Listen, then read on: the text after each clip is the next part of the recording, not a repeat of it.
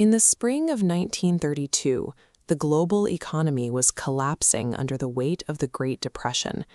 Yet, in the bustling streets of Stockholm, a 32-year-old woman named Lilly Lindeström was thriving. Lilly worked as a call girl, a profession that demanded extreme vigilance. She was highly successful, owning a private apartment in the Atlas district and serving as the only tenant in her entire building with her own telephone. She used it to screen every man who requested a visit.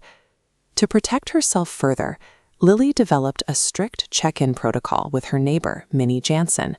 Whenever Lilly hosted a client, she would walk down to Minnie's door and ask to borrow a condom.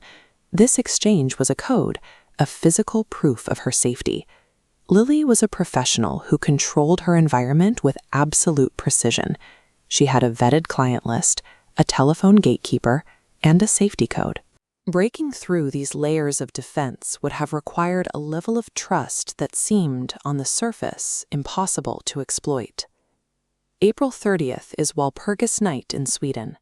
It's a holiday steeped in centuries of folklore, where communities gather to light massive fires to ward off witches and evil spirits. At 6:30 that evening, Lilly received a call from an unknown man claiming to be close by. After hanging up, she did something unusual. She removed the slip of paper bearing her phone number from the wall beside the receiver. She only took that note down when she was with a client she felt she could trust. Seeing this, Minnie left the apartment building to give her friend some privacy. Hours later, Minnie returned. She knocked on Lilly's door several times, but the apartment was silent. The lock was engaged from the inside. Knowing it was Walpurgis Night, Minnie assumed Lilly had broken her usual protocol to attend the town bonfires with her client. She decided to go about her own evening. The entire city was distracted by a holiday designed to scare away mythical monsters. This chaotic atmosphere provided the perfect cover for a real predator to slip into the Atlas district unnoticed. 4 days later, after Lilly failed to answer calls from her friends, the police and fire department broke down her locked apartment door. Inside, the apartment was in a state of bizarrely perfect order. There was no sign of a struggle. Her clothes were folded and stacked neatly on a chair. Her valuables were sitting in plain sight, untouched. This immediately ruled out a robbery. But beneath this veneer of order was a brutal crime. Lilly was lying face down on her bed, killed by 3 severe blows to the back of the head. Because the door was locked from the inside and there were no signs of a struggle, police realized Lilly likely let her killer in willingly. This created a disturbing paradox, an act of messy, unimaginable brutality committed within an environment that remained completely pristine. The coroner's report added a new level of horror. Lilly's body was entirely drained of its blood, despite the total absence of puncture wounds on her skin. Physical evidence, including a condom found protruding from the body, suggested the murder took place during or immediately after a consensual act. 6 weeks into the investigation, police found a discarded soup ladle at the scene. It bore the remnants of dried blood, leading to the chilling conclusion that it had been used to consume the blood drained from the victim. Once the detail of the blood draining reached the press, the tragedy was sensationalized. Local newspapers branded the unknown perpetrator the Atlas Vampire, turning the hunt for a killer into a media spectacle.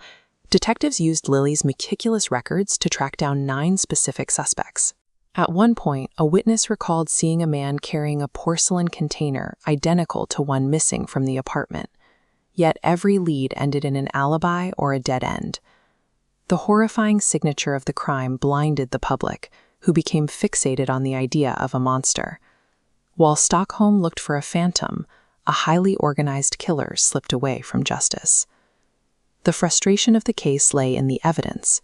Investigators had an abundance of hair, semen, and fingerprints, but in the 1930s, there was no DNA testing to identify the man they belonged to. Moving past the vampire myths reveals a clinical reality. This killer wasn't a necrophiliac.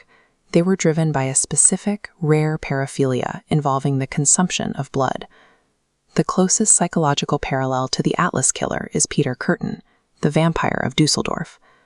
Kürten's documented pathology showed that the sight and consumption of blood acted as a direct trigger for his sexual gratification. The Atlas vampire was a profoundly deranged human being, acting out an opportunistic and escalating sexual deviation. The prevailing theory suggests the killer was an opportunist who committed this singular act of debauchery before retreating permanently back into the anonymity of normal society. To this day, the case remains unsolved. The physical evidence, including that infamous blood-stained ladle, is still housed in the Stockholm Police Museum. Lilly Lindeström's tragedy is a chilling reminder of a simple reality: the most dangerous monsters among us are human.